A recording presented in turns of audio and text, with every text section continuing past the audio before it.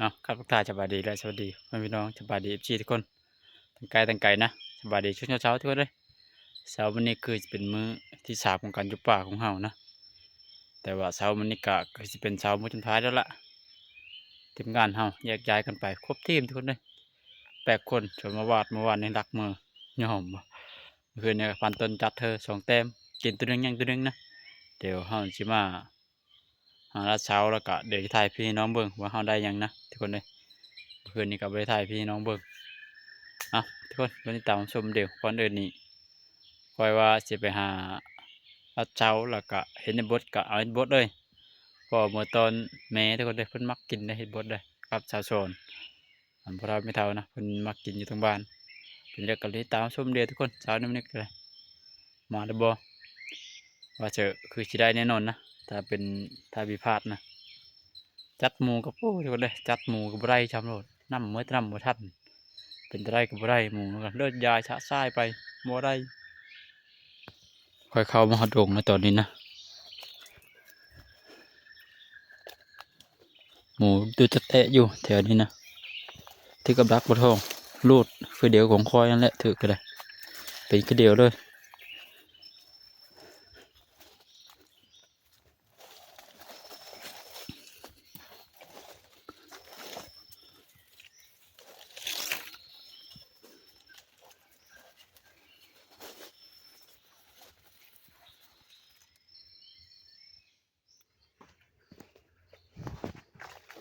เราด่างก็ถือกันเลย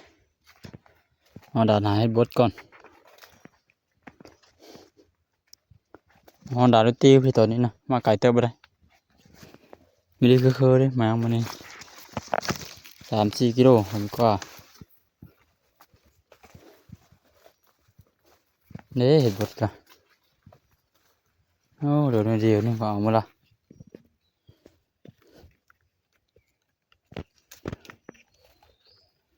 ปิดไป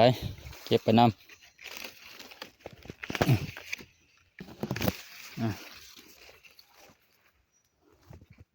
ก็อยู่ในเนี่ยลายที่ก่อนถ้าเขาแต่เขาเอาก้อนทั้งนั้นก็เบิ่ง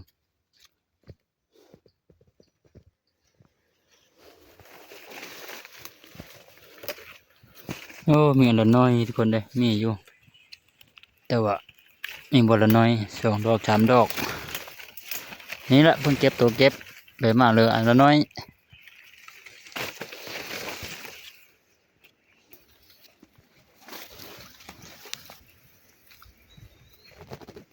บ่มีเนาะโอ้โหถึงผู้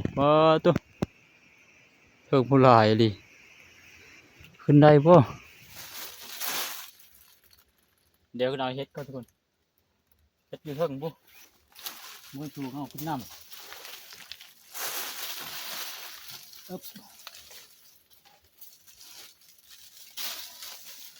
โอ้มาอยู่คืนแล้วเต่าแล้วขับพุดละ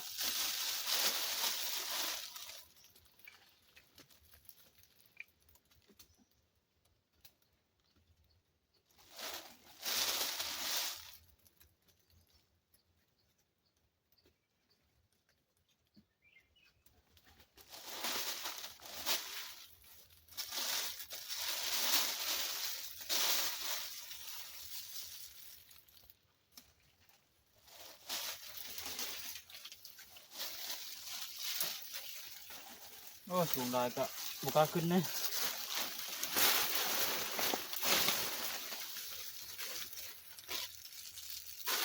หลายเติบขึ้นเมื่อกี้นี่นั่งดูพุ่งโอ้เฮ้ยทุกคนเลยเดี๋ยวจะบ่นเขาเอามัดเอาก้อน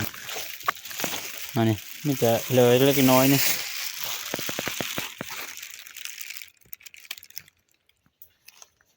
ขึ้นลายดอกจากนั้นมาละดอกจากใหญ่มาละ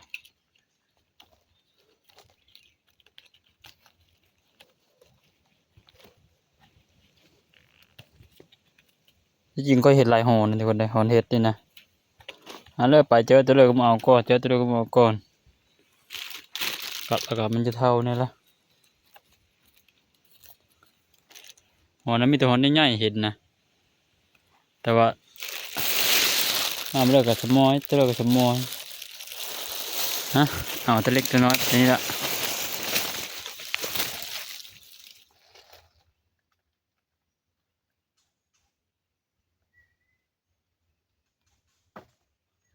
วันนี้ก็มีลายอยู่ทุกคนเฮ็ดนะลงก็จะปัดไม้ไม่ไหม้ตัวนี้นะ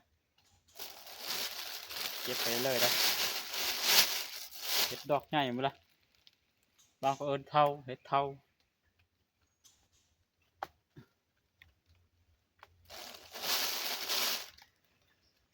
เท่าก็เก็บเห็นละ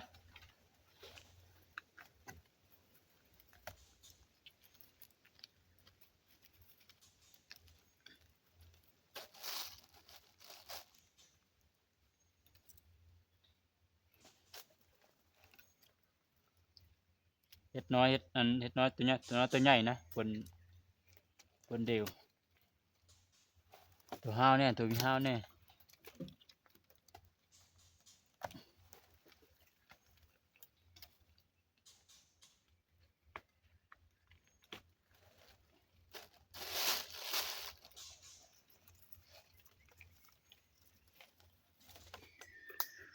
ดอกใหญ่ข้างในนี่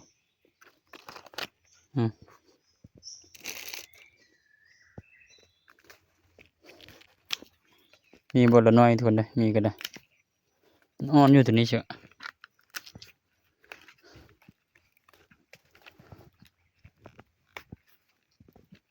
อ่อนนี่คือว่าละขันมือเทิดนี่จักว่าอันนั้นมันก็ไปจักเด้อดำมันก็ไปจักเด้อได้หลายเทียบเลยทุกคนเลยเอาไปได้กัน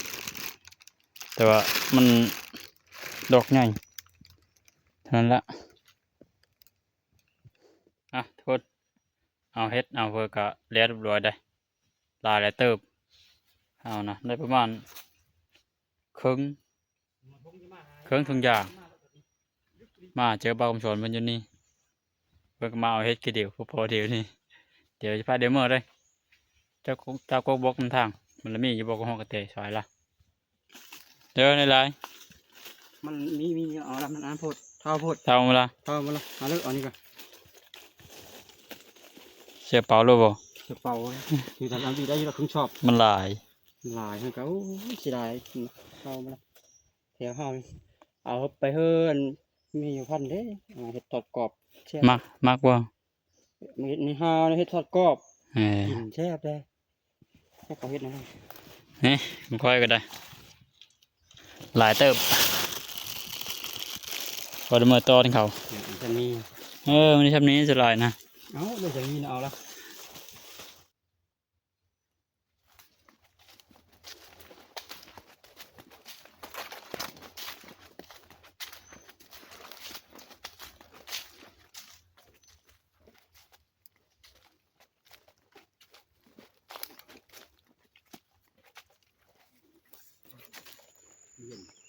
ครับมาฮอตบอร์ดแล้วทุกคนเลยพอตัวเผือกตัวนาตัวตากระโดนี่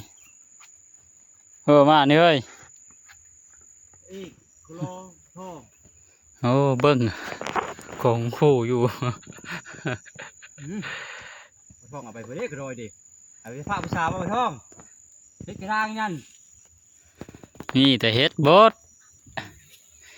คู่เป่าคู่ชอบตัวกระไปเพื่อกระโดเฮ็ดบดทั้งหมดแล้วนี่ตัวไปเขากระโดหอมไปเลยหอมเพได้เฮ้ยเสียงไรกับบ่าวคนนั้นปัดบ้าตับลายดิเพื่อกับมาแต่เฮ็ดเนาะรอบนี้ทางนึงข้าวกินข้าวทุกคนเลยกินข้าวกินน้ำยาทางกลับบ้านละจบไปเด้จานมันเด้จะจากคนวันกันนี่จำเด็ดไปด้วยคอยคุ้มกุ๊กพอได้หามาปุ๊บมากินเลยมานเลย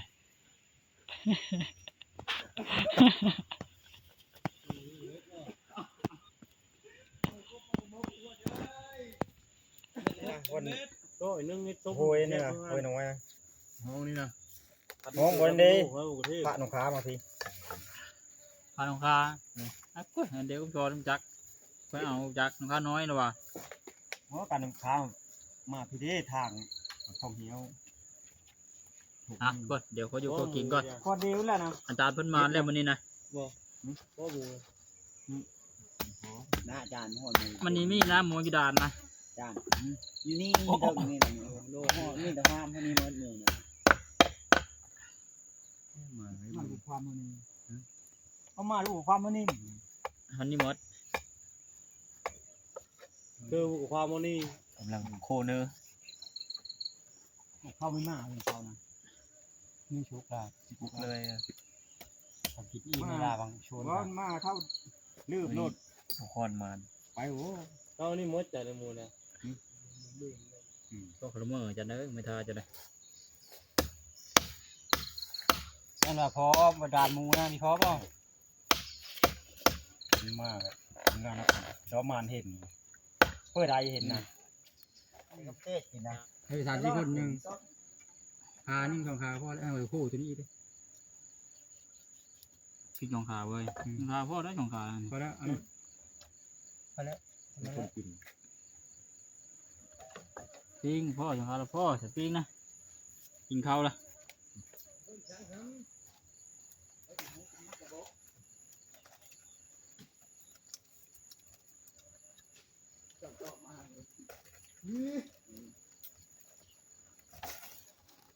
มงเก่าที่บอกค่อน ได้ชองยางมือดูเลยผมก็พันต้นพันมาเมื่อคืนนี้แน่อันนี้จากบ้านพันมาแน่เจ้าโคยทูโคใช้เดียวหลายคนโคเดี๋ยวไว้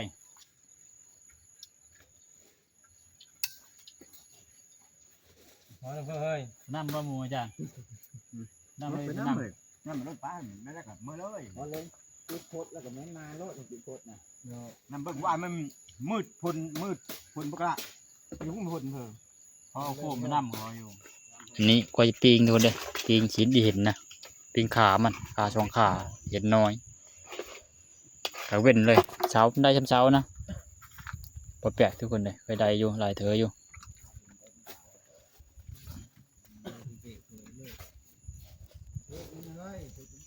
ทุกคนตัวนี้นี่ค่อยปิ้งแล้วสองขานะอันนี้ค่อยพักไว้แล้วเป็นที่เรียบร้อยตัวนี้นะ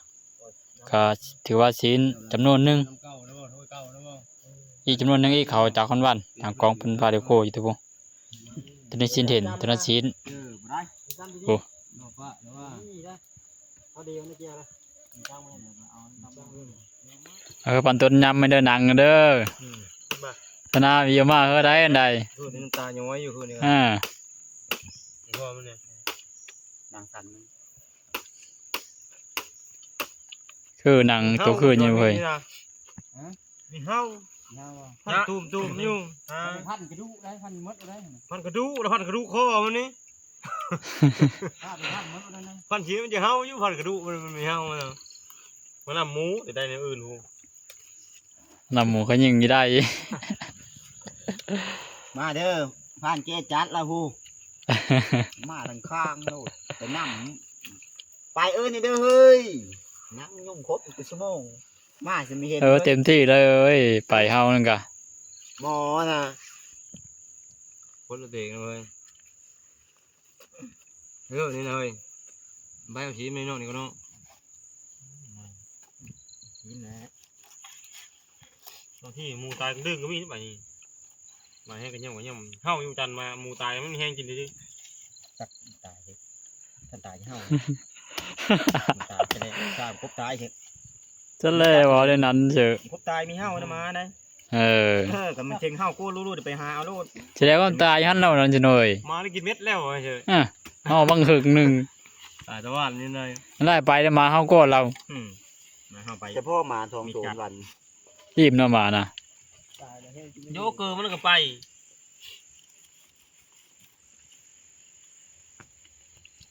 วิ่งไปเมื่อเขาอะไรกันเว้นมากัน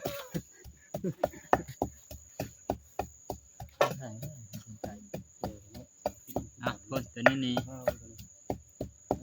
ตัวนี้นี่อันนั้นค่อยแล้วก่อนก็สมาปังก่อนเราจะเลี้ยวหลังปันหลัง ไปแบบมันได้ตัวใครตัวมันได้ละอันเว้น เอาแล้วไว้ เมื่อว่า ดำหมูได้ก็ได้ดำหมูตัวยิงเจ็บมาละนี่เดี๋ยวละ ลากถึงนี่ เดี๋ยวนี่บ่ ลาก นี่บ่ ต่อคนมันเชื่อพี่เชื่อเพบ่เลยเจ้านั่นโอ้มีเชื่อแล้วก็ย่าเฮ้ยสุกกระเป๋า เสื้อโพนนะแซ่บเลย พูดนะพูดเจ้าไงนะถามชื่อว่า หาอีมอนโพน ว่าพูดคนแล้วล่ะเราเนาะเป็นมาตะคืนนี่ หมอ โดยสำนันบอกเกตจำชุกก็ได้นะ เย็นแล้วว่าตัวน่ะมาซีดมัน ต้องไปดูไอ้มั้งนี่กินเหรอย ำหนังมัน มาพี่บ่มาพี่นี่เลยนี่ค่ะ ตัวสีมันเนาะอันนี้เราบ่อยโอเค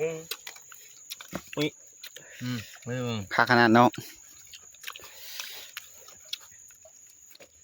จำแก้วได้ยังไงมาทีไม่นะ เมื่อแล้วบอกว่าจะได้ดังจำเจ้า อันนี้ผ่านต้นมาต้มกรุมันซีดมันน้ำมาบ้านทุ่งดาวฮะ แกง แกงว่าน้ำลายเดียวเนาะ ต้มน้ำลายชดว้าว มาเด้อจะให้เด้อใช่เอาไว้ก่อนนะ ได้กินนี่เฮาน่ะปีงไงทุกคนเดือนนี่คือปีงเคยฉุกแล้วปีนี่กัน มาโลด นี่ จะไปทำหลังไปทำแล้วดอก นี่ก็นี่ เฮ้ย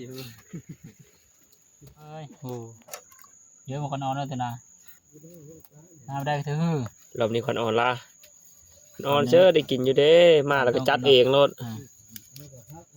มันต้นคลองได้กินชิดหมูจ้ะมาคนนอนนี่ครับ เอาซ้อมมายังดี อ่า ผู้นี้เดี๋ยวเสือเห็ดบดมือ แม่นล่ะปั๊บมาชิปไปละพี่ของเฮานะ กับไล่อย่างนั้นเลยข้าวโพดกับไล่อย่างนั้นเลยต้องการผลิตใช่ไหม กระดูกขามันบ่ พวกรู้ทั้งหมด กระดูกขามัน ดี เอาเหมือนนี่ตาม มันจับเจอเนาะ เพื่อกระดูทั้งหมดชอดชีสเลือกบะหมี่อันนี้แหละ นี่เลยถึงชงเลยคนนี้ได้กันถึงชงเลย แค่ถมนะ อย่าเลย เอามาเนี่ย เดี๋ยวเนาะ เอาตัวเก้าไหมได้ กาไม่พยายามตัวเก่าได้ กันแล้วก็หมูก้อนแล้วเฮ้ย เอาไง ไปที่เอากองนั้นไปโจ้ไม่ได้ผมปัง เราปันเลยเอาก่อน นั่นเองว่าปันเอาก้อนเยอะ พอได้ลาบดูส่งแขนไปเลย ไม่ต้องเรายุบมาลุ่นของ โอ้ ลูก ทุกคนเลยไม่ต่อเยอะกินน้ำชีสนี่ก็ได้ นี่เจี๊ยจังเลย เอามาข้าวกินน้ำมานี่ เฮ้ยมดเลย นี่อันนี้ มดเราติ่งยาที่ท่านไปส่งล่ะ เจ้ากะเจ้าเพได้ได้เจ้าโพน คนวันเพิ่น ปันน้ำเพิ่นเนี่ยจากวันน่ะ จานคนวัน ขาได้ นี่กันในท่านต้นเป็นวิพอใจอยู่ในตัวน้อยกันละ ขาดต้นหาอ มา ยู่ ให้ข้าวกินน้ำเดี๋ยวมาเนี่ย เป็นโทษอย่างนั้นล่ะ พอกืบบ้าถูก ทางวง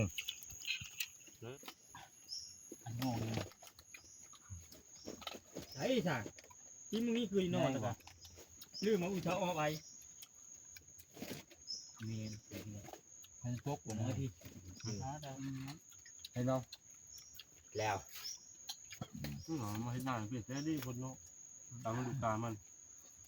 มาหน้าที่แบบ ตกตกย่อยอ่ะ มาเกี่ยวมันง่ายแล้ว เนี่ยเออมาบ้านทั้งหมดหกพางพาดเอ้าเลยมึงปั้นน้อยอ่ะ จะโมงแล้วเฮ้ยช่วงโมงมั้ง บ่ายละ บ่ายละบ่ายจะกินน้ำต้องเดี๋ยวทำไป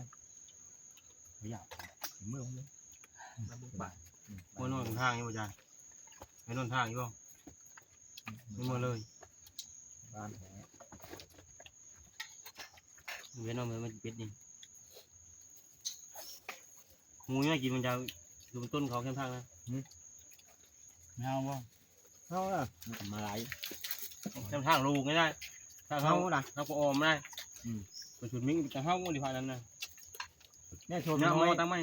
เส้นทางเฮาเบิ่งป้านั่ง ยูทูบเด้เจ้าน้อยเด้ เมื่อนี้เห็นหัวความมาแล้วเนาะ ทางแวะอันนั้นๆเลยกันงานหมดเลย จะมอยยังไงมึงกิน เอา ต้น ตลอดนั่นน่ะ ดังมึงชนมาดูส่งเนาะลูกขับยันกินอยู่ตรงหัวโลดใจแล้วก็ นี่แม่นบ่จวบเขาป้องไม้ตุ๊ก กินข้าวกินน้ำยาละทุกคนในบัดนี้ตั้งแต่ช่วงในผ่านเพิ่นพันยา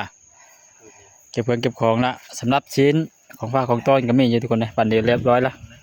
นี่ถือว่าได้หลายเต็มเลยชิ้นนะ ได้ลายมันก็ให้ ไก่ต้มกับโคแล้วก็เฮ็ดบดเนี่ยเฮ็ดบดกะอันนี้ ตั้งเขาก็กูข้างนี่นี่เล่นอยู่ยาวบนถืออยู่ พี่ข้ามมั เป็น น ไน ที่มัน เนี่ย ดาดเอา อ๋อกินเต็มที่เฮ้ย ช้อนโชว์เลย มาบ้านนี่แกงหน่อไม้ได้มาบ้านนี่เลย ทำไม่ได้กินต้นไม้ไม่กินมันจะเป็นกับเท่า โก้รับเท่าอีกแล้ว โอ้เจ้าของแชบ นี่เดียวรับเท่า หรือจะเกิงไหม ทุกคนก็บ่มีอย่างไรนะรักคลิปนี้ก็ได้ฝากคุยตอนน้องมาลงวันนี้เลยขอก็ได้ขอขอบใจพี่น้องอะไรจีทุกคนทุกท่านที่ติดตามรับชมพบกันใหม่ในคลิปหน้าทุกคนคลิปนี้ลาไปก่อนสวัสดี